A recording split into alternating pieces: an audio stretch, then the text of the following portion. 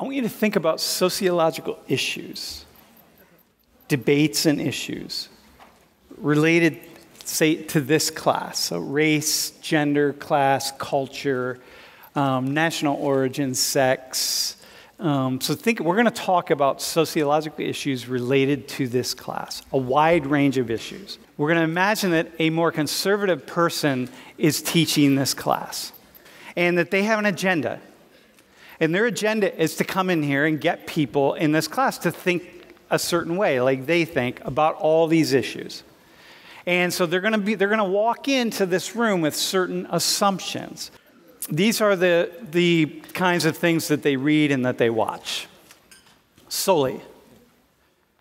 So the question is, what are some of the assumptions that they have?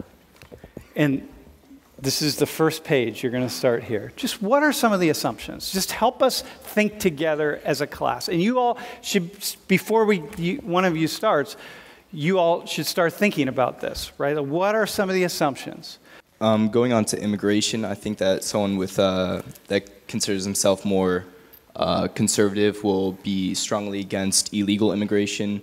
Not to say like immigration as a whole, but definitely illegal immigration. That'll be one of their key points. So another conservative perspective would be small government, looking at the economic side, lower taxes, less regulation, more of a free market economy. So what would that mean for these issues? You're right. You're absolutely right. So what would it mean for these issues in this class? So I would talk about how no matter what socioeconomic status you come from, it provides the fastest platform from you to get to A to B from poor to prosperous, because you get to keep your revenue, you get to keep your income, you get to keep reinvesting in yourself, in your company, whatever your idea is.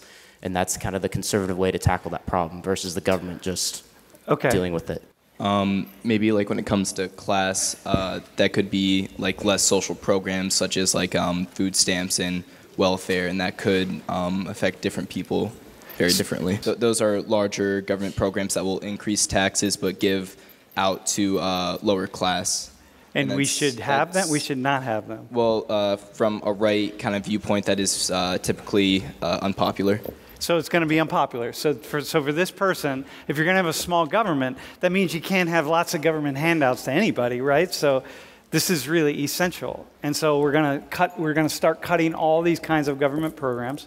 I think from a conservative perspective with, small government race issues, so race issues being socioeconomic status, being discrimination, since it's more of a free market approach, small government, a conservative approach to solve that would be, like I said earlier, lower taxes, letting you keep more of your income to reinvesting in yourself.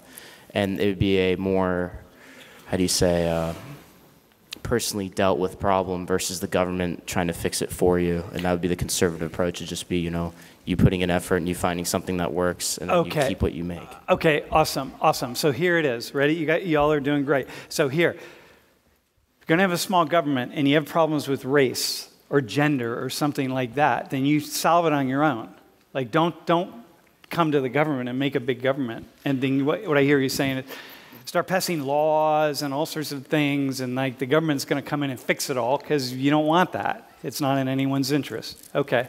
Just kind of to elaborate on that last point, it's kind of, they see it as hindering on their freedoms, because more rules and more laws mean less freedoms, and that kind of goes against their American ideals. I feel, human beings all came from Africa. So they're, in their genetic things, there are not so many difference. Just because of the geography or something, we may have the difference in our appearance. Okay, so a conservative perspective is going to say, listen, we're really not different.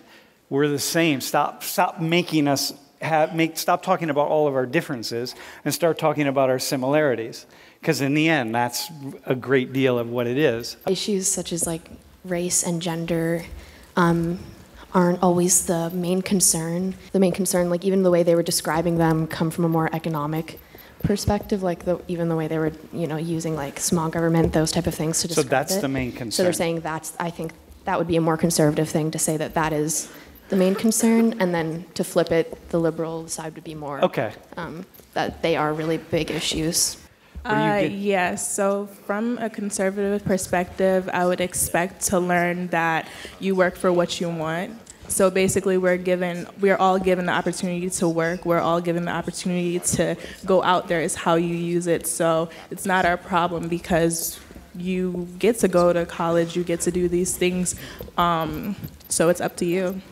To make of your life what Yeah, you it's can. up to you to make up your life. I mean, relating it to an education perspective, it'd be very anti-affirmative action as a conservative viewpoint because it allows people based on different racial and ethnic backgrounds to get into colleges easier because of past discrimination. It carries people through hoops. Yeah, it carries people through. That they not on their own volition. Just that everyone starts out at the same level, essentially. Like regardless of race or gender. Yeah, like something else I want to like say on that point was, if like I'm speaking as conservative, that if we treat people like they're starting at a different line, then they'll end up at a different line because of the government's like piggybacking and assisting. But if we just kind of treat everyone equally, the belief will be that everything will become equal. Okay, so you're saying the idea, a core idea would be, listen, just treat people equally. That's an important thing, and then let the chips fall where they fall. What's each side missing? We're going to start with the conservative side. What are they missing? Yeah, so someone said that conservatives believe that we all start off like on the same level playing field, and I disagree with that. I don't think that's the conservative viewpoint. Conservatives believe that the world is inherently unequal, but we can't change that. What we can do is give everyone equal opportunity. So instead of worrying about who has more privilege in regards to gender, race, social status, economic status, whatever it may be, we should work on facing the issues and giving equal opportunity. I was just going to say that conservatives believe that traditional values should be held for what was traditional in the past should also be what you do now, but you also have to recognize that times are changing, so not everything that was traditional back then can be used now because stuff is different now than it was back then. I don't think a conservative necessarily would be teaching a class like this. Would be teaching a class like this. They wouldn't even be teaching this class. Yeah. But okay. What I'm saying is, for them, race basically isn't even in their vocabulary. Okay, got you. All right. And it's not like the African dream or Latin American dream. It's the American dream. So it's for everyone. Okay, so what are they missing then? So they would say, hey, I'm not going to teach this class. This doesn't make sense. Don't even talk about it. What are they missing? That's what they're missing. They feel the need to speak of this, and so they're missing the idea. But what are they missing? What is so rich about this or good about this? What premise are they missing? What could they get? What could they get out of a class like this that they're not even going to pay attention to? To get basically all the closed-minded aspects out of that.